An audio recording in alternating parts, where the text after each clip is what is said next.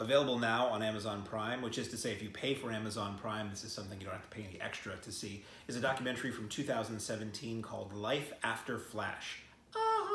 This is about Sam J. Jones, star of the 1980 Flash Gordon film. He was also in a TV movie, failed TV pilot for The Spirit, the old Will Eisner story, the old two-fisted comic story. So if you're a fan of failed TV pilots like I am, you might remember that. He was in My Chauffeur in a very hilarious backseat of the chauffeur limousine performance.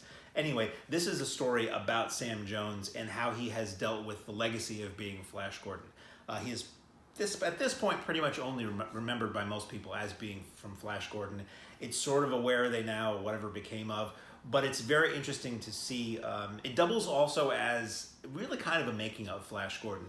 They, filmmakers, I believe, went to basically a few conventions and some celebrities' homes, and they got interviews with so many people who were involved in the Flash Gordon film. A couple of the bigger names are not involved, but most of the cast, a lot of the behind the scenes people. So you get a really interesting take on how that film came to be and how it was made from the perspective of the people who were in it. And then you also get Sam Jones' story of how he was cast, you know, what he added to the film, and then what his life has been since then, and how he has dealt with being, you know, remembered as Flash Gordon when he's a man several decades beyond that now and doesn't really act anymore.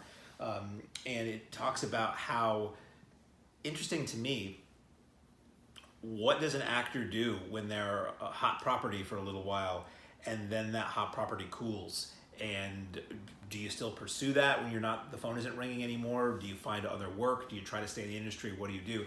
It gets into that. So it's a mix of interviews with Jones and the cast members reflecting back on that time, with showing Jones now, Jones and his family, Jones going to conventions and setting up his booth and selling autographs and all that, and different people talking about him and the life he's led. And I thought it was entertaining. There were some funny stories. Brian Blessed is in the film, and if you know who Brian Blessed is, you know he's hilarious, and he brought his A game to this interview. Melody Anderson, who was the co-star of Flash, is in it. Just so many people, and it's very cool. Then you have some like well-known celebrity or contemporary media people who are fans of the film, and they talk about the film and how it impacted their childhoods. And what really I took away from this in a big way, other than not knowing a lot of the behind the scenes stuff, which was cool, and it's cool to see everybody again, the kind of reunion aspect of it is fun. It was interesting to see just a decent guy Sam Jones is, according to everybody in the documentary, and how he basically, they say, he is Flash Gordon in real life. He'll save every one of us.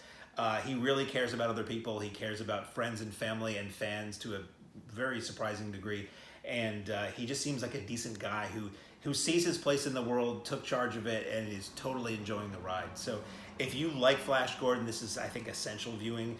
If you don't care about Flash Gordon, I don't think you're going to care about this movie too much. But I found it very interesting on a level beyond just the movie, on that level of, you know, as your life progresses and you find that you're not going to do what you thought you were always going to do, how do you handle that and where do you go? And are you happy about it or not? And do you take the reins or do you get in the back seat?